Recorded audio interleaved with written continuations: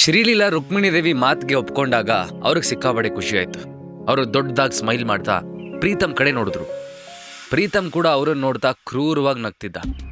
ಆದರೆ ಅಷ್ಟರಲ್ಲಿ ಅಮೋಘ್ ಇಲ್ಲ, ಇದು ಸಾಧ್ಯ ಇಲ್ಲ ಅಂತ ಕೂಗ್ದ. ರುಕ್ಮಿಣಿ ದೇವಿ ಕೋಪದಲ್ಲಿ ಅವನಿಗೇನಾದರೂ ಹೇಳೋದಕ್ಕೆ ಮೊದಲೇ ಶ್ರೀಲೀಲಾ ಮಾತಾಡಿದ್ರು. ಆದರೆ ಒಂದು ಕಂಡೀಷನ್ ಇದೆ ಅಜ್ಜಿ, ಎಲ್ಲರೂ ಹೇಳ್ತಾ ಇರೋ ಹಾಗೆ ಇದು ನನ್ನ ಶೇರ್ಸ್ ಅಲ್ಲ. ಕಾರ್ತಿಕ್ ಅವರು ನನ್ನ ಮೇಲೆ ನಂಬಿಕೆ ಇಟ್ಟು ಶೇರ್ಸ್ನ ಕೊಟ್ಟಿದ್ದಾರೆ. ನಾನು ನನ್ನ ಹತ್ರ ಇರೋ ಶೇರ್ಸಲ್ಲಿ ಅರ್ಧ ಭಾಗ ಅಂದರೆ 30% ಶೇರ್ಸ್ ಕೊಡ್ತೀನಿ. ಉಳಿದ 20% ಶೇರ್ಸ್ನ ನೀವು ಕಾಂಟ್ರಿಬ್ಯೂಟ್ ಮಾಡಿ. ಈ ಪ್ರಾಬ್ಲಮ್ಸ್ ಎಲ್ಲ ಸಾಲ್ವ್ ಆದಮೇಲೆ ಶೇರ್ಸ್ ಎಲ್ಲ ಅದ್ರ ಓನರ್ ಕೈಗೆ ಹೋಗುತ್ತೆ. ಶ್ರೀಲೀಲಾ ಒಂದೊಂದು ಮಾತು ಮನೆಯವ್ರ ಮುಖಕ್ಕೆ ಹೊಡೆದಂಗಿತ್ತು. ಅವಳಷ್ಟು ಕ್ಲಿಯರ್ ಆಗಿ ಡಿಸಿಷನ್ ತಗೋತಾಳೆ ಅಂತ ಯಾರೂ ಅಂದ್ಕೊಂಡಿರಲಿಲ್ಲ.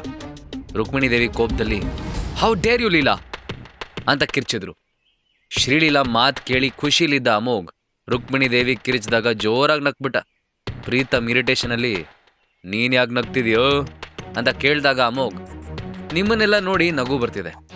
ದೊಡ್ಡದಾಗಿ ಫ್ಯಾಮ್ಲಿಗೋಸ್ಕರ ಅದು ಮಾಡು ಇದು ಮಾಡು ಅಂತ ಭಾಷಣ ಮಾಡ್ತಿರಲ್ಲ, ನಿಮಗೆಲ್ಲ ಅದು ಅಪ್ಲೈ ಆಗಲ್ವಾ? ಕಂಪ್ನಿ ಪ್ರಾಬ್ಲಮ್ಮಲ್ಲಿದೆ ಅಂತ ಗೊತ್ತಿದ್ರೂ ನಿಮ್ಮಲ್ಲಿ ಒಬ್ಬರು ಶೇರ್ಸ್ ಕೊಡ್ತೀವಿ ಅಂತ ಮುಂದೆ ಬರಲಿಲ್ಲ. ಶ್ರೀ ಅರ್ಧ ಶೇರ್ಸ್ ಕೊಡ್ತೀನಿ ಅಂತ ಅನ್ಲು ತಾನೆ, ಬಾಕಿ ಅರ್ಧ ನೀವು ಕೊಡಿ. ಲಾಸ್ನೆಲ್ಲ ನನ್ನ ಹೆಂಡತಿ ತಲೆಗೆ ಕಟ್ಟೋ ಹಾಗೆ ಪ್ರಾಫಿಟ್ ಆದರೂ ಅವಳಿಗೆ ಕೊಡ್ತೀರಾ ಅಂತ ವ್ಯಂಗ್ಯವಾಗಿ ಕೇಳ್ದ. ಅಮೋಘ್ ಮಾತು ಕೇಳಿ ಮನೆಯವರೆಲ್ಲ ಅವನನ್ನೇ ಗುರಾಯಿಸೋದಕ್ಕೆ ಸ್ಟಾರ್ಟ್ ಮಾಡಿದ್ರು. ಆದರೆ ಅವರಲ್ಲಿ ಯಾರೂ ಕೂಡ ಅವನಿಗೇನು ಹೇಳಲಿಲ್ಲ. ಯಾಕಂದರೆ ಅಮೋಘ್ ಹೇಳ್ತಿರೋ ಒಂದೊಂದು ಮಾತು ಕೂಡ ನಿಜ ಅನ್ನೋದು ಅವ್ರಿಗೆ ಚೆನ್ನಾಗಿ ಗೊತ್ತಿತ್ತು. ಆದರೆ ಹಾಗಂತ ರುಕ್ಮಿಣಿ ದೇವಿ ಸುಮ್ಮನೆ ಕೂರಲಿಲ್ಲ. ಅವರು ಜೋರಾಗಿ ಏನು ಮಾತಾಡ್ತಿದ್ಯಾ ನೀನು, ಯಾರಾದರೂ ಮೊದಲು ಇವನನ್ನ ಮನೆಯಿಂದ ಆಚೆ ಹಾಕಿ ಅಂತ ಕೂಗಿದ್ರು. ಅದಕ್ಕೆ ಅಮೋಘ್ ಸುತ್ತಲೂ ನೋಡ್ತಾ ಓ ಹೌದಾ, ಹಾಗಿದ್ರೆ ಬನ್ನಿ, ಯಾರು ಮೊದಲು ಮುಂದೆ ಬರ್ತೀರಾ ಅಂತ ಕೇಳ್ದ. ಅಮೋಘ್ ಮಾತಿಗೆ ಯಾರೂ ರಿಯಾಕ್ಟ್ ಮಾಡಲಿಲ್ಲ. ಅವರೆಲ್ಲರೂ ಸುಮಿತ್ ವಿರುದ್ಧ ಫೈಟ್ ಮಾಡೋದನ್ನು ನೋಡಿದ್ರು. ಸೊ ಈಗ ಯಾರಿಗೂ ಅಮೋಘನ್ ವಿರುದ್ಧ ನಿಲ್ಲೋ ಧೈರ್ಯನೇ ಇರಲಿಲ್ಲ. ಅಷ್ಟರಲ್ಲಿ ಶ್ರೀಲೀಲಾ ಎದ್ದು ನಿಂತ್ಕೊಂಡು ಆಲ್ ರೈಟ್, ಈಗಾಗಲೇ ತುಂಬ ಲೇಟ್ ಆಗಿದೆ, ನಾನು ನನ್ನ ನಿರ್ಧಾರ ಏನು ಅಂತ ಹೇಳಿದ್ದೀನಿ. ಅಜ್ಜಿ ನಿಮಗೆ ಓಕೆ ಅಂದರೆ ಕಾಲ್ ಮಾಡಿ, ಮುಂದಿನ ವಿಷಯ ಡಿಸ್ಕಸ್ ಮಾಡೋಣ ಅಂತ ಹೇಳ್ತಾ ಅಮೋಘ್ ಕೈ ಹಿಡ್ಕೊಂಡು ಅಲ್ಲಿಂದ ಹೊರಟೋದ್ಲು. ಯಾವಾಗಲೂ ಹೋಗೋಕ್ಕಿಂತ ಮುಂಚೆ ಎಲ್ಲರ ಪರ್ಮಿಷನ್ ಕೇಳ್ತಿದ್ದ ಲೀಲಾ ಈ ಸಲ ಹಾಗೆ ಹೋಗಿದ್ದು ನೋಡಿ ರುಕ್ಮಿಣಿ ದೇವಿಗೆ ಶಾಕ್ ಆಯಿತು. ಹಾಗಂತ ಅವ್ರು ಯಾರೂ ಏನೂ ಹೇಳೋ ಸಿಚುವೇಶನಲ್ಲಿ ಇರಲಿಲ್ಲ. ಯಾಕಂದರೆ ಈಗ ಕಂಪ್ನಿಯ ಕಂಟ್ರೋಲಿಂಗ್ ಶೇರ್ ಲೀಲಾ ಕೈಲೇ ಇತ್ತು. ಇದನ್ನು ನೋಡಿದ ಪ್ರೀತಮ್ ಹಲ್ ಕಡಿತಾ ಮನ್ಸಲ್ಲೇ ಎಷ್ಟು ಹಾರಾಡ್ತೀಯೋ ಹಾರಾಡೋ ಶ್ರೀಲೀಲಾ, ಒಂದ್ಸಲ ನಿನ್ನ ಶೇರ್ಸ್ ಎಲ್ಲ ನನ್ನ ಕೈಗೆ ಬರಲಿ, ಆಮೇಲೆ ನಿಂದು ನಿನ್ನ ಗಂಡಂದು ರೆಕ್ಕೆನ ನಾನು ಹೇಗೆ ಕಟ್ ಮಾಡ್ತೀನಿ ಅಂತ ನೋಡುವಂತೆ ಅಂತ ಅನ್ಕೊಂಡ. ಮಾರನೇ ದಿನ ಬೆಳಗ್ಗೆ ಅಮೋಘ್ ಬೇಗ ಆಫೀಸಿಗೆ ಬಂದಿದ್ದ. ಆದರೆ ಅಷ್ಟರಲ್ಲಿ ಆಲ್ರೆಡಿ ಭಾವನಾ ಅವನ ಕ್ಯಾಬಿನಲ್ಲಿ ಕೂತ್ಕೊಂಡು ಅವನಿಗೋಸ್ಕರ ವೇಟ್ ಮಾಡ್ತಿದ್ದು. ಭಾವನಾ ಸ್ವಲ್ಪ ಟೆನ್ಷನಲ್ಲಿ ಇರೋದನ್ನ ನೋಡಿದ ಅಮೋಘ್ ಯಾಕೆ ಭಾವನಾ ಏನಾಯಿತು ಅಂತ ಕೇಳ್ದ. ಭಾವನಾ ಸರ್, ನಮ್ಮ ಕಂಪ್ನಿ ಸುಮಾರು ಸೀನಿಯರ್ ಎಕ್ಸಿಕ್ಯೂಟಿವ್ಸ್ ನಿಮ್ಮ ಜೊತೆ ಮೀಟಿಂಗ್ ಮಾಡಬೇಕು ಅಂತಿದ್ದಾರೆ ಅಂದ್ಲು. ಭಾವನಾ ಏನು ಡೈರೆಕ್ಟಾಗಿ ಹೇಳದೇ ಇದ್ರು ಅವಳ ಮುಖದಲ್ಲಿ ಕಾಣ್ತಾ ಇದ್ದ ಎಕ್ಸ್ಪ್ರೆಷನ್ ನೋಡೇ ಅಮೋಘ್ಗೆ ಎಲ್ಲದೂ ಅರ್ಥ ಆಗಿತ್ತು. He was sure that something was not right. ಅವನು ಯೋಚನೆ ಮಾಡ್ತಾ ಓಕೆ ಹಾಗಿದ್ರೆ ಇನ್ನೊಂದು ಅರ್ಧ ಗಂಟೆಯಲ್ಲಿ ಒಂದು ಮೀಟಿಂಗ್ ಅರೇಂಜ್ ಮಾಡಿ, ಅದೇನು ಅಂತ ಮಾತಾಡೋಣ ಅಂತ ಹೇಳ್ತಾ ತನ್ನ ಚೇರ್ ಮೇಲೆ ಕೂತ್ಕೊಂಡ. ಅಮೋಘ್ ಕಂಪ್ನಿಯ ಕರೆಂಟ್ ಸ್ಟಾಕ್ ಸಿಚುವೇಶನ್ ಚೆಕ್ ಮಾಡ್ತಾ ಕೂತ್ಕೊಂಡ. ಅವತ್ತು ಬೆಳಗ್ಗೆ ಸ್ಟಾಕ್ ಮಾರ್ಕೆಟ್ ಓಪನ್ ಆಗಿದ್ದೆ ಅವನ ಕಂಪ್ನಿ ಪ್ರೈಸ್ ಮತ್ತೆ 10% ಕಡಿಮೆ ಆಗಿತ್ತು. ಇದರಿಂದಾಗಿ ಆಲ್ರೆಡಿ ಅರಸು ಮೀಡಿಯಾ ಸಾವಿರಾರು ಕೋಟಿ ಕಳ್ಕೊಂಡಿತ್ತು. ಅಮೋಘ್ ನಿಟ್ಟುಸಿರು ಬಿಡ್ತಾ ಜೇಬಿಂದ ಒಂದು ಬ್ರೇಸ್ಲೆಟ್ ಹೊರಗೆ ತೆಗೆದ. ಅದು ಯಜುರ್ವೇದಿ ಸ್ಟೋರ್ಸಲ್ಲಿ ಗಜನ್ ಕಡೆಯಿಂದ ತೊಗೊಂಡಿದ್ದ ಬ್ರೇಸ್ಲೆಟ್. ಅಮೋಘ್ ಪ್ರಕಾರ ಅದೊಂದು ಎಮರಲ್ಡ್ ಬ್ರೇಸ್ಲೆಟ್ ಆಗಿತ್ತು. ಅವನ ಬ್ರೇಸ್ಲೆಟ್ ಹಿಡ್ಕೊಂಡು ಸವರ್ತಾ ಟರ್ನ್ ಮಾಡ್ತಿದ್ದ. ಕೆಲವು ನಿಮಿಷಗಳ ನಂತರ ಅವನಿಗೆ ತುಂಬ ರಿಲ್ಯಾಕ್ಸ್ ಫೀಲ್ ಆಯಿತು. ಸರ್ಪ್ರೈಸ್ ಆದ ಅಮೋಘ್ ಬ್ರೇಸ್ಲೆಟ್ನ ಈಗ ಡೀಪಾಗಿ ನೋಡ್ದ. ಅವನು ಹಾಗೆ ನೋಡಿದಾಗ ಅದು ಗ್ರೀನ್ ಟರ್ಮಲಿನ್ ಹರಳಿನ ಥರ ಕಾಣಿಸ್ತು. He was stunned. ನನ್ನಿಂದ ಇಷ್ಟು ದೊಡ್ಡ ತಪ್ಪಾಗೋದಕ್ಕೆ ಹೇಗೆ ಸಾಧ್ಯ ಅಂತ ತನ್ನಷ್ಟಕ್ಕೆ ಹೇಳ್ಕೊಂಡು ಮತ್ತೆ ಮತ್ತೆ ಅದನ್ನೇ ಚೆಕ್ ಮಾಡ್ದ. ನಿಜವಾಗ್ಲೂ ಅದು ಟರ್ಮಲಿನ್ ಹರಳಿನ ಬ್ರೇಸ್ಲೆಟ್ ಆಗಿತ್ತು. ಇದರಿಂದಾಗಿ ಅಮೋಘ್ ಇನ್ನೂ ಕನ್ಫ್ಯೂಸ್ ಆದ. ಇದ್ಯಾಕೆ ನನ್ನ ಇಷ್ಟೊಂದು ಅಟ್ರ್ಯಾಕ್ಟ್ ಮಾಡ್ತಿದೆ ಅಂತ ಈಗ ಗೊತ್ತಾಯ್ತು. ಆದರೆ ಇದ್ರ ಬಗ್ಗೆ ನನಗೆ ಜಾಸ್ತಿ ಏನೂ ಗೊತ್ತಿಲ್ವಲ್ಲ, ಇನ್ಯಾರಿಗೆ ಗೊತ್ತಿರ್ಬೋದು ಅಂತ ಯೋಚಿಸೋವಾಗ ಅವನ ತಲೆಯಲ್ಲಿ ಒಂದು ಹೆಸರು ಬಂತು. ಎಸ್, ಇನ್ಸ್ಪೆಕ್ಟರ್ ಹಸೀನಾ ಮಲಿಕ್ಗೆ ಇದ್ರ ಬಗ್ಗೆ ಗೊತ್ತಿರೋ ಚಾನ್ಸಸ್ ಇದೆ. ಲಾಸ್ಟ್ ಟೈಮ್ ಅವರು ಪಾಸಿಟಿವ್ ಎನರ್ಜಿ ಬಗ್ಗೆ ಹೇಳಬೇಕಾದ್ರೆ ಇದ್ರ ಬಗ್ಗೆ ಏನೋ ಹೇಳ್ದಂಗಿತ್ತು ಅಂತ ಅಂದ್ಕೊಂಡು ಇನ್ಸ್ಪೆಕ್ಟರ್ ಹಸೀನಾಗೆ ಕಾಲ್ ಮಾಡ್ದ. ಕಾಲ್ ರಿಸೀವ್ ಮಾಡಿದ ಹಸೀನಾ ಹಲೋ ಅಮೋಘ್, ಏನು ವಿಷಯ, ಬೆಳಗ್ಗೆ ಕಾಲ್ ಮಾಡಿಬಿಟ್ಟಿದ್ದೀರಲ್ಲ ಅಂತ ಸರ್ಪ್ರೈಸ್ಡಾಗಿ ಕೇಳಿದ್ರು. ಅಮೋಘ್ ಇನ್ಸ್ಪೆಕ್ಟರ್, ನಿಮಗೆ ಗ್ರೀನ್ ಟರ್ಮಲಿನ್ ಹರಳಿನ ಬಗ್ಗೆ ಏನಾದರೂ ಗೊತ್ತಿದೆಯಾ ಅಂತ ಕೇಳ್ದ. ಹಸೀನಾ ನಗ್ತಾ, ಏನದು ಇದ್ದಕ್ಕಿದ್ದ ಹಾಗೆ ಗ್ರೀನ್ ಟರ್ಮಲಿನ್ ಹರಳಿನ ಬಗ್ಗೆ ಕೇಳ್ತಿದ್ದೀರಾ? ನಿಮ್ಗೆಲ್ಲಾದ್ರೂ ಸಿಕ್ತಾ ಹೇಗೆ ಅಂತ ಕೇಳಿದ್ಲು. ಅಮೋಘ್, ನೀವು ಮೊದಲು ಅದ್ರ ಬಗ್ಗೆ ಹೇಳಿ, ಆಮೇಲೆ ಹೇಳ್ತೀನಿ ಅಂದ. ಆಗ ಹಸೀನಾ, ತುಂಬಾ ಜನ ಹೇಳೋ ಪ್ರಕಾರ ಗ್ರೀನ್ ಟರ್ಮಲಿನ್ ಹರಳು ಸಾಮಾನ್ಯವಾದ ಹರಳಲ್ಲ. ಅದು ನಮ್ಮ ಹತ್ರ ಇದ್ರೆ ಅದರಿಂದ ನಾವು ಮಾಡ್ತಿರೋ ಕೆಲಸದ ಮೇಲೆ ಫೋಕಸ್ ಮಾಡೋದಕ್ಕೆ, ನಮ್ ಟೆನ್ಷನ್ ದೂರ ಮಾಡೋದಕ್ಕೆ ಹೆಲ್ಪ್ ಮಾಡುತ್ತಂತೆ. ಅಷ್ಟೇ ಅಲ್ಲ, ಇದರಿಂದ ನಮ್ಮ ಹೆಲ್ತ್ ಕೂಡ ಇಂಪ್ರೂವ್ ಆಗುತ್ತೆ ಅಂತೆಲ್ಲ ಹೇಳ್ತಾರೆ ಅಂದ್ಲು. ಅಮೋಘ ಬ್ರೇಸ್ಲೆಟೇ ನೋಡ್ತಾ, ವಾವ್ ಇಂಟ್ರೆಸ್ಟಿಂಗ್. ನಿಮ್ಗೊಂದು ವಿಷಯ ಗೊತ್ತಾ? ಒಂದು ಆ್ಯಂಟಿಕ್ ಸ್ಟೋರಲ್ಲಿ ನನಗೊಂದು ಗ್ರೀನ್ ಟರ್ಮಲಿನ್ ಬ್ರೇಸ್ಲೆಟ್ ಸಿಕ್ಕಿದೆ. ಆದರೆ ಇದು ನಿಜವಾಗ್ಲೂ ಗ್ರೀನ್ ಟರ್ಮಲಿನ್ ಹರಳೇನಾ ಅಂತ ನನಗೆ ಈಗಲೂ ಡೌಟ್ ಆಗ್ತಿದೆ. ನೀವು ಒಂದ್ಸಲ ನೋಡಿ ಕನ್ಫರ್ಮ್ ಮಾಡ್ತೀರಾ ಅಂತ ಕೇಳೋದಕ್ಕೆ ಕಾಲ್ ಮಾಡಿದೆ ಅಂದ. ಹಸೀನಾ ಸ್ಮೈಲ್ ಮಾಡ್ತಾ, ನಾನು ಯಾಕೆ ಹೇಳಿ, ಹಾಗೊಂದು ವೇಳೆ ಹೇಳಬೇಕು ಅಂದರೆ ನನಗೆ ಪ್ಲೀಸ್ ಅಂತ ರಿಕ್ವೆಸ್ಟ್ ಮಾಡಿ, ಆಮೇಲೆ ನೋಡೋಣ ಅಂತ ರೇಗಿಸಿದ್ಲು. ಅಮೋಘ್ ಅದರಿಂದ ಫ್ರಸ್ಟ್ರೇಟ್ ಆಗಿ, ಇನ್ಸ್ಪೆಕ್ಟರ್ ಪ್ಲೀಸ್, ನಾನು ಇವಾಗ ತಮಾಷೆ ಮಾಡೋ ಮೂಡಲ್ಲಿ ಖಂಡಿತ ಇಲ್ಲ, ಆಲ್ರೆಡಿ ಸಿಕ್ಕಾಬಡೆ ಟೆನ್ಷನಲ್ಲೇ ಇದ್ದೀನಿ ಅಂದ. ಹಸೀನಾ, ಓಕೆ ಒಂದು ಕೆಲಸ ಮಾಡಿ, ಇನ್ನು 1 ಗಂಟೆಯಲ್ಲಿ ನಮ್ಮ ಸ್ಟೇಷನ್ ಹತ್ರ ಇರೋ ಬ್ಯಾಂಕಿಗೆ ಬನ್ನಿ, ನಾನು ನಿಮಗೆ ಅಲ್ಲೇ ಎಕ್ಸ್ಪ್ಲೇನ್ ಮಾಡ್ತೀನಿ. ಹಾಗೆ ಬರ್ತಾ ಬ್ರೇಸ್ಲೆಟ್ ತರದನ್ನ ಮಾತ್ರ ಮರಿಬೇಡಿ ಅಂತ ಹೇಳ್ತಾ ಕಾಲ್ ಕಟ್ ಮಾಡಿದ್ಲು. ಅಷ್ಟರಲ್ಲಿ ಅಮೋಘನ್ ಕ್ಯಾಬಿನ್ ಒಳಗೆ ಬಂದ ಭಾವನಾ, ಅಮೋಘ್ ಸರ್, ಎಲ್ಲ ಎಕ್ಸಿಕ್ಯೂಟಿವ್ಸ್ ಮೀಟಿಂಗ್ ರೂಮಿಗೆ ಬಂದು ನಿಮಗೋಸ್ಕರ ವೆಯ್ಟ್ ಮಾಡ್ತಿದ್ದಾರೆ ಅಂದ್ಲು. ಅಮೋಘ್ ಸರಿ ಅಂತ ತಲೆ ಆಡಿಸ್ತಾ ಕ್ಯಾಬಿನಿಂದ ಹೊರಗೆ ಬಂದ. Amogh Arasu media CEO position ತಗೊಂಡಾಗಿಂದ ಇದೇ ಫಸ್ಟ್ ಟೈಮ್ ಇಂಥ ಹೈ ಲೆವೆಲ್ ಮೀಟಿಂಗ್ನ ಅಟೆಂಡ್ ಮಾಡ್ತಿದ್ದ. ಹಾಗಾಗಿ ಅಲ್ಲಿರೋರು ಯಾರಿಗೂ ಅವನ ಎಬಿಲಿಟೀಸ್ ಬಗ್ಗೆ ಇನ್ನೂ ಒಳ್ಳೆ ಇಂಪ್ರೆಷನ್ ಬಂದಿರಲಿಲ್ಲ. ಸೊ ಅಮೋಘ್ ಮೀಟಿಂಗ್ ಹಾಲ್ ಒಳಗೆ ಬಂದು ಕೂತ್ಕೋತಿದ್ದ ಹಾಗೆ ಒಬ್ಬ ಎದ್ದು ನಿಂತ್ಕೊಂಡು, mister Amogh, day by day share price ಎಲ್ಲ ಡ್ರಾಪ್ ಆಗ್ತಾನೆ ಇದೆ, ನಮ್ಮ ಕೈಯಿಂದ ಇನ್ನೂ ಫೈಟ್ ಮಾಡೋದಕ್ಕೆ ಸಾಧ್ಯ ಇಲ್ಲ. ಒಂದು ವೇಳೆ ಮಾಡಿದ್ರೂ ಇದರಿಂದ ಹೆಚ್ಚಿನ ಲಾಸ್ ಫೇಸ್ ಮಾಡೋದು ನಾವೇ ಅಂದ. ಆ ವ್ಯಕ್ತಿ ಹಾಗೆ ಹೇಳಿದ್ದೆ ಒಬ್ಬೊಬ್ಬರೇ ಎದ್ದು ನಿಂತ್ಕೊಂಡು ಅದಕ್ಕೆ ಸಪೋರ್ಟಿವ್ ಆಗಿ ಮಾತಾಡೋದಕ್ಕೆ ಸ್ಟಾರ್ಟ್ ಮಾಡಿದ್ರು. ಅಮೋಘ್ ಅದನ್ನೆಲ್ಲ ಕೂಲಾಗಿ ಕೇಳ್ತಾ ಕೂತಿದ್ದ. ಒಂದಷ್ಟು ಜನ ಅಂತೂ ಅರಸು ಗ್ರೂಪ್ಸ್ಗೆ ಅರಸು ಮೀಡಿಯಾನ ಮಾರಾಟ ಮಾಡಿದ್ರೆ ಎಲ್ರಿಗೂ ಒಳ್ಳೆ ಪ್ರೈಸ್ ಸಿಗುತ್ತೆ ಅಂತ ಕೂಡ ಮಾತಾಡಿದ್ರು.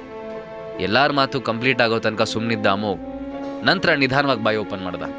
ಅವನೆಲ್ಲರ ಮುಖನೂ ಅಬ್ಸರ್ವ್ ಮಾಡ್ತಾ, ಆರ್ ಯು ಡನ್ ಅಂತ ಕೇಳ್ದ. ಒಬ್ಬ ಸೀನಿಯರ್ ಎಕ್ಸಿಕ್ಯೂಟಿವ್ ಫರ್ಮ್ ಆಗಿ, ಸರ್, ನನ್ನ ಪ್ರಕಾರ ನಾವೆಲ್ಲ ಇಲ್ಲಿಗೆ ಗಿವ್ ಅಪ್ ಮಾಡೋದು ಬೆಟರ್ ಅನ್ಸುತ್ತೆ ಅಂದರು.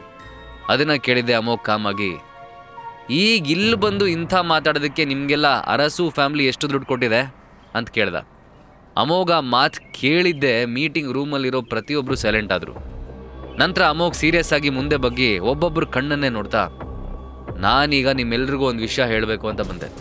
ಹಾಗಾಗಿ ನಿಮ್ಮಲ್ಲಿ ಯಾರಿಗಾದರೂ ಅರಸು ಗ್ರೂಪ್ಸ್ ವಿರುದ್ಧ ಫೈಟ್ ಮಾಡೋದು ತಪ್ಪು ಅಂತ ಅನಿಸ್ತಾ ಇದ್ರೆ ಅವರೆಲ್ಲ ಈಗಲೇ ಹೋಗ್ಬಿಡಿ ಅಂತ ಸ್ಟ್ರಿಕ್ಟಾಗಿ ಹೇಳ್ದ. ಆಮೇಲೆ ರಿಲ್ಯಾಕ್ಸ್ ಆಗಿ ಚೇರಿಗೆ ಹೊರಗೆ ಕೂತ್ಕೊಂಡ. ಅವನಿಗೆ ತಾವು ಹೇಗಾದರೂ ಮಾಡಿ ಈ ಪ್ರಾಬ್ಲಮಿಂದ ಹೊರಗೆ ಬರ್ತೀವಿ ಅನ್ನೋ ಕಾನ್ಫಿಡೆನ್ಸ್ ಇತ್ತು. ಆದರೆ ಹೇಗೆ ಅನ್ನೋದು ಮಾತ್ರ ಇನ್ನೂ ಗೊತ್ತಾಗಿರಲಿಲ್ಲ. ಅಮೋಘನ್ ಈ ಆ್ಯಟಿಟ್ಯೂಡ್ ಅಲ್ಲಿರೋ ಎಲ್ರಿಗೂ ತುಂಬ ಇಷ್ಟ ಆಯಿತು. ಅವ್ರು ಯಾರೂ ಮೀಟಿಂಗ್ ರೂಮಿಂದ ಹೋಗದೆ ಅವನ ಜೊತೆ ಫೈಟ್ ಮಾಡೋದಕ್ಕೆ ಡಿಸೈಡ್ ಮಾಡಿದ್ರು. ಮೀಟಿಂಗ್ ಹಾಲಿಂದ ಯಾರೂ ಹೊರಗೆ ಹೋಗದೆ ಇದ್ದಿದ್ದನ್ನು ನೋಡಿದ ಅಮೋಘ್, ಆಲ್ ರೈಟ್, ಈಗ ಯಾರಿಗೂ ಏನೂ ಆಬ್ಜೆಕ್ಷನ್ ಇಲ್ಲ ಅಂದರೆ ನಾವೆಲ್ಲ ವಾಪಸ್ ವರ್ಕಿಗೆ ಹೋಗೋಣ ಅಂತ ಹೇಳ್ತಾ ಭಾವನಾ ಕಡೆ ತಿರುಗಿ, ನಮ್ಮ ಫಸ್ಟ್ ಗೋಲ್ ಏನಿದ್ರು ಸ್ಟಾಕ್ ಮಾರ್ಕೆಟ್ನ ಎಷ್ಟು ಬೇಕೋ ಅಷ್ಟು ಸ್ಟೆಬಿಲೈಸ್ ಮಾಡೋದು. ಸೊ ನಿಮಗೆ ನೆಸೆಸರಿ ಅನಿಸಿದ್ದು ಎಷ್ಟು ದುಡ್ಡು ಬೇಕಿದ್ರೂ ಟ್ರಾನ್ಸ್ಫರ್ ಮಾಡೋ ಅಧಿಕಾರನ ನಾನು ನಿಮಗೆ ಕೊಡ್ತೀನಿ ಅಂಥೇಳಿ ಅಲ್ಲಿಂದ ಹೊರಟೋದ. ಅಮೋಘಂಗೆ ಈಗ ಹಸೀನಾ ಹೇಳಿದ ಜಾಗಕ್ಕೆ ಆದಷ್ಟು ಬೇಗ ರೀಚ್ ಆಗಬೇಕಿತ್ತು. ಸೊ ಅವನು ತನ್ನ ಸ್ಪೋರ್ಟ್ಸ್ ಕಾರಲ್ಲಿ ಕೂತ್ಕೊಂಡು ಫಾಸ್ಟಾಗಿ ಏರಿಯಾ ಕಡೆ ಹೊರಟ. ಅಮೋಘ್ ಹಸೀನಾ ಹೇಳಿದ ಬ್ಯಾಂಕಿಗೆ ಬಂದಾಗ ಆಲ್ರೆಡಿ ಅಲ್ಲಿ ಸಿಕ್ಕಾಪಟ್ಟೆ ಕ್ರೌಡ್ ಸೇರಿಬಿಟ್ಟಿತ್ತು. Stock price day by day ಇಳಿತಿದ್ದರಿಂದ ಎಲ್ಲರೂ ತಮ್ಮ ದುಡ್ಡನ್ನು ವಿಡ್ರಾ ಮಾಡೋದಕ್ಕೆ ಒದ್ದಾಡ್ತಾ ಇದ್ರು. ಅಮೋಘ್ ಬ್ರೇಸ್ಲೆಟ್ನ ಕಾರಲ್ಲೇ ಬಿಟ್ಟು ಬ್ಯಾಂಕ್ ಒಳಗೆ ಬಂದ. ಅಮೋಘ್ಗೆ ಹಸೀನಾ ಈಗ VIP ಏರಿಯಾದಲ್ಲಿ ಸಿಗ್ಬೋದು ಅನ್ನೋ ಅನುಮಾನ ಇತ್ತು. ಹಾಗಾಗಿ ಅವನು ಆದಷ್ಟು ಬೇಗ ಆ ಕಡೆ ಹೋಗಬೇಕು ಅಂತ ಯೋಚನೆ ಮಾಡಿ ಹೊರಟ. ಅವನ ಅರ್ಧ ದಾರಿಗೆ ಹೋಗಿದ್ದೆ ಅಲ್ಲಿ ಒಬ್ಳು ಸ್ಟಾಫ್ ಅಮೋಘನ್ನ ತಡೆದು, hello sir, how may I help you ಅಂತ ಪೊಲೈಟಾಗಿ ಕೇಳಿದ್ಲು. ಅಮೋಘ್ ಕೂಡ ಪೊಲೈಟಾಗಿ, ಸಾರಿ, ನನಗೆ ಯಾವ ಹೆಲ್ಪು ಬೇಡ, ನಾನು ಇಲ್ಲಿಗೆ ಒಬ್ಬರನ್ನ ಹುಡ್ಕೊಂಬಂದಿದ್ದೀನಿ ಅಂತ ಸುತ್ತಲೂ ನೋಡ್ತಾ ಹೇಳ್ದ. ಆ ಸ್ಟಾಫ್ ಒಂದ್ಸಲ ಅಮೋಘನ ಡ್ರೆಸ್ ಅಬ್ಸರ್ವ್ ಮಾಡಿದ್ಲು. ಅಷ್ಟೊಂದು ನಾರ್ಮಲಾಗಿ ಡ್ರೆಸ್ ಮಾಡ್ಕೊಂಬಂದಿರೋ ಹುಡುಗ VIP ರೂಮ್ ಕಡೆ ಹೋಗೋದಕ್ಕೆ ಕ್ವಾಲಿಫೈ ಆಗಿದ್ದಾನೆ ಅಂತ ಅವಳಿಗೆ ಅನ್ನಿಸ್ಲಿಲ್ಲ. ಅವಳು ಅಮೋಘನ್ ಯಾವುದೋ ಆರ್ಡಿನರಿ ಕಸ್ಟಮರ್ ಅಂತಾನೆ ಅಂದ್ಕೊಂಡು, ಐ ಆಮ್ ಸಾರಿ ಸರ್, ಆದರೆ ಈ ರೂಮ್ ಇರೋದು ಜಸ್ಟ್ VIP ಗಳಿಗೆ ಮಾತ್ರ, ಅವರನ್ನ ಬಿಟ್ಟು ಬೇರೆ ಯಾರೂ ಅಲ್ಲಿಗೆ ಹೋಗೋ ಹಾಗಿಲ್ಲ, ನೀವು ಯಾರನ್ನಾದರೂ ಹುಡ್ಕೊಂಬಂದಿದ್ರೆ ಅಲ್ಲೇ ಹೊರಗಡೆ ಡೋರ್ ಹತ್ರ ವೆಯ್ಟ್ ಮಾಡ್ಬೋದು ಅಂತ ಕೋಲ್ಡಾಗಿ ಹೇಳಿದ್ಲು. ಆದರೂ ಅಮೋಘ್ ತಾಳ್ಮೆಯಿಂದಾನೆ, ಇಲ್ಲ, ನಂಗೆ ಒಳಗೆ ಸ್ವಲ್ಪ ಕೆಲಸ ಇದೆ, ನಾನು ಅಲ್ಲಿಗೆ ಹೋಗ್ಲಾ ಅಂತ ಕೇಳ್ದ. ಆದರೆ ಈ ಸಲ ಆ ಲೇಡಿ ಸ್ಟಾಫ್ ಬಲವಂತವಾಗಿ ಸ್ಮೈಲ್ ಮಾಡ್ತಾ, ಸರ್, ನಿಮಗೇನು ಕೆಲಸ ಮಾಡಬೇಕು ಅದನ್ನು ರೆಗ್ಯುಲರ್ ಕಸ್ಟಮರ್ ಏರಿಯಾಗೆ ಹೋಗಿ ಮಾಡ್ಬೋದು ಅಂದ್ಲು. VIP ರೂಮಲ್ಲಿ ಇರೋರೆಲ್ಲ ಸಾವಿರಾರು ಕೋಟಿ ಡೀಲ್ ಮಾಡೋ ಕಸ್ಟಮರ್ಸ್ ಆಗಿದ್ರು.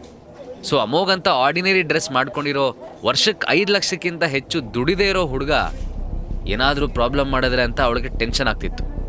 ಅಮೋಘ್ಗೆ ಈಗ ಇರಿಟೇಟ್ ಆಗೋದಕ್ಕೆ ಸ್ಟಾರ್ಟ್ ಆಯಿತು. ಅವನು ಓಕೆ, ನನಗೆ ಸ್ವಲ್ಪ ದುಡ್ಡು ವಿಡ್ರಾ ಮಾಡಬೇಕು, ಜಾಸ್ತಿ ಟೈಮ್ ತೊಗೊಳ್ಳಲ್ಲ, ಅದನ್ನು ಮಾಡಿ ಇಲ್ಲಿಂದ ಹೋಗ್ತೀನಿ ಅಂತಂದ. ಈಗಂತೂ ಆ ಲೇಡಿ ಮುಖಾನ ಒಂಥರ ಮಾಡ್ಕೋತಾ, ನೋ ಸರ್, ಇದು VIP ಏರಿಯಾ, ನೀವು ಇಲ್ಲೇ ನಿಂತ್ಕೊಂಡ್ರೆ ಅದರಿಂದ ನಮ್ಮ VIP ಕಸ್ಟಮರ್ಸ್ಗೆ ಡಿಸ್ಟರ್ಬ್ ಆಗುತ್ತೆ. ನೀವು ಬೇಕಿದ್ರೆ ATMಗೆ ಹೋಗಿ ಹಣ ವಿಡ್ರಾ ಮಾಡ್ಬೋದು, ಪ್ಲೀಸ್ ನೀವು ಮೊದಲು ಇಲ್ಲಿಂದ ಸೈಡ್ ಬನ್ನಿ ಅಂದ್ಲು. ತುಂಬ ಟೈಮಿಂದ ಅವರಿಬ್ಬರು ಹೀಗೆ ಮಾತಾಡ್ತಾ ಇದ್ದಿದ್ದರಿಂದ ಸುಮಾರು ಜನ ಕಸ್ಟಮರ್ಸ್ ಅಟೆನ್ಷನ್ ಈ ಕಡೆಗೆ ತಿರುಗ್ತು. ಇನ್ನೂ ಅಲ್ಲೇ ಓಡಾಡ್ತಾ ಇದ್ದ VIP ಕಸ್ಟಮರ್ಸ್ ಕೂಡ ಇದರಿಂದ ಇರಿಟೇಟ್ ಆದರು. ಇದೆಲ್ಲ ನೋಡಿದ ಅಮೋಘ್ ಡೀಪಾಗಿ ಉಸಿರು ತಗೊಂಡು, ಆಲ್ ರೈಟ್, ನೀವೀಗ ನನಗೆ ಬೇರೆ ಯಾವ ದಾರಿನೂ ಬಿಟ್ಟಿಲ್ಲ, ಸೊ ನಾನು ನಿಮ್ಮ ಬ್ಯಾಂಕಿಂದ ನನ್ನೆಲ್ಲ ದುಡ್ಡನ್ನು ತೆಗಿಬೇಕು ಅಂತ ಡಿಸೈಡ್ ಮಾಡಿದ್ದೀನಿ ಅಂತಂದ. ಅಮೋಘನ್ ಮಾತು ಕೇಳಿ ಆ ಹುಡುಗಿ ಇಂಪೇಷಂಟ್ ಆದ್ಲು. ಅವಳು, ಐ ಆಮ್ ಸಾರಿ ಸರ್, ಆದರೆ ನಿಮಗೆ ನಾನು ಹೇಳೋದು ಅರ್ಥ ಆಗ್ತಿಲ್ಲ ಅನ್ಸುತ್ತೆ. ಅಲ್ಲಿ ಲಾಬಿಲಿ ಒಂದು ATM ಇದೆ, ನೀವು ಅದಕ್ಕೋಸ್ಕರ ಇಲ್ಲಿಗೆ ಬರಬೇಕು ಅಂತಿಲ್ಲ. ಈಗಲೂ ಕೂಡ ನೀವು ಇಲ್ಲಿಂದ ಹೋಗದೆ ಇದ್ದರೆ ನಾನು ಸೆಕ್ಯೂರಿಟಿನ ಕರೆಸ್ಬೇಕಾಗತ್ತೆ ಅಂತ ಹೇಳಿದ್ಲು. ಅವಳು ಮಾತು ಕೇಳಿ ಅಮೋಘ್ ಈಗ ಸೆಟ್ ಬಂತು. ಅವನು ಜೇಬಿಂದ ಬ್ಲ್ಯಾಕ್ ಕಾರ್ಡ್ ತೆಗೆದು ಅದನ್ನು ಹುಡುಗಿ ಕೈ ಮೇಲೆ ಇಡ್ತಾ, ನೋಡಿ, ನಾನು 20 ಕೋಟಿ ಹಣನ ಇಮ್ಮಿಡಿಯೇಟಾಗಿ ವಿಡ್ರಾ ಮಾಡಬೇಕು, ಅದು ಕೂಡ ಕ್ಯಾಶಲ್ಲಿ ಅಂದ. ಅಮೋಘ ಹೇಳಿದ್ದೆ ಸುತ್ತಲೂ ನಿಂತಿದ್ದ VIP ಕಸ್ಟಮರ್ಸ್ ಎಲ್ಲ ಗುಸುಗುಸು ಅಂತ ಮಾತಾಡೋದಕ್ಕೆ ಸ್ಟಾರ್ಟ್ ಮಾಡಿದ್ರು. ಅವ್ರಿಗೆ ಅಮೋಘ್ನಂತ ಆರ್ಡಿನರಿ ಡ್ರೆಸ್ ಹಾಕ್ಕೊಂಡಿರೋ ಹುಡುಗ 20 ಕೋಟಿ ಅಕೌಂಟಲ್ಲಿ ಇಟ್ಕೊಂಡಿದ್ದಾನೆ ಅಂದರೆ ನಂಬೋದಕ್ಕಾಗಲಿಲ್ಲ. ಅವರೆಲ್ಲರ ಥರನೇ ಆ ಲೇಡಿ ಸ್ಟಾಫ್ ಕೂಡ ಅಂದ್ಕೊಂಡ್ಳು. ಅವಳು ಬ್ಲ್ಯಾಕ್ ಕಾರ್ಡ್ನ ತಿರುಗಿಸಿ ನೋಡಿದಾಗ ಅದರಲ್ಲಿ ಯಾರ ಹೆಸರು ಕೂಡ ಇರಲಿಲ್ಲ. ಇದರಿಂದ ಅವಳಿದು ಯಾವುದೋ ಫೇಕ್ ಕಾರ್ಡ್ ಅಂತ ಅಂದ್ಕೊಂಡು ಅದನ್ನು ಡಸ್ಟ್ಬಿನ್ಗೆ ಹಾಕೋದಕ್ಕೆ ಯೋಚನೆ ಮಾಡಿದ್ಲು. ಅಷ್ಟರಲ್ಲಿ ಅಲ್ಲಿಗೆ ಬಂದ ಬ್ಯಾಂಕ್ ಮ್ಯಾನೇಜರ್ ತಮ್ಮ ಲೇಡಿ ಸ್ಟಾಫ್ ಕೈಲಿರೋ ಕಾರ್ಡ್ ನೋಡ್ದ. ಅಷ್ಟು ದೂರದಿಂದನೇ ಅದೊಂದು ಬ್ಲ್ಯಾಕ್ ಕಾರ್ಡ್ ಅಂತ ಅವನಿಗೆ ಗೊತ್ತಾಗೋಯ್ತು. ಪೂರ್ತಿ ಬೆಂಗಳೂರಲ್ಲಿ ಕೇವಲ ಒಂದು ಬ್ಲ್ಯಾಕ್ ಕಾರ್ಡ್ ಮಾತ್ರ ಇದೆ ಅನ್ನೋ ವಿಷಯ ಅವನಿಗೆ ಗೊತ್ತಿತ್ತು. ಅಂಥದ್ರಲ್ಲಿ ಈಗ ಅದನ್ನು ಎದುರಿಗೆ ನೋಡಿ ಅವನು ಸ್ಟನ್ ಆದ. ಅದ್ರ ಜೊತೆಗೆ ತಮ್ಮ ಸ್ಟಾಫ್ ಅದ್ಯಾವುದೋ ಫೇಕ್ ಕಾರ್ಡ್ ಅಂದ್ಕೊಂಡು ಡಸ್ಟ್ಬಿನ್ಗೆ ಎಸೆಯೋದಕ್ಕೆ ಹೋಗ್ತಿರೋದನ್ನ ನೋಡಿ ಅವನು ಉಸಿರೇ ನಿಂತಂಗಾಯ್ತು. ಮ್ಯಾನೇಜರ್ ಆ ಲೇಡಿ ಸ್ಟಾಫ್ನ ಸುಮ್ಮನೆ ಬಿಡ್ತಾನ. ಹಸೀನಾ ಹೇಳ್ದಾಗೆ ಅಮೋಘ್ ಹತ್ರ ಇರೋ ಗ್ರೀನ್ ಟರ್ಮಲಿನ್ ಹರಳಿಂದ ಅಷ್ಟೊಂದು ಉಪಯೋಗ ಇದೆಯಾ? ಅದರಿಂದ ಅಮೋಘ್ಗೆ ಏನು ಅಡ್ವಾಂಟೇಜ್ ಸಿಗುತ್ತೆ? ಹಾಗಾದ್ರೆ ಈಗಲೇ ಡೌನ್ಲೋಡ್ ಮಾಡಿ ಪಾಕೆಟ್ FM ಮತ್ತು ಕೇಳಿ ಅರಸು. ಲಿಂಕ್ ಡಿಸ್ಕ್ರಿಪ್ಷನ್ನಲ್ಲಿ ಇದೆ.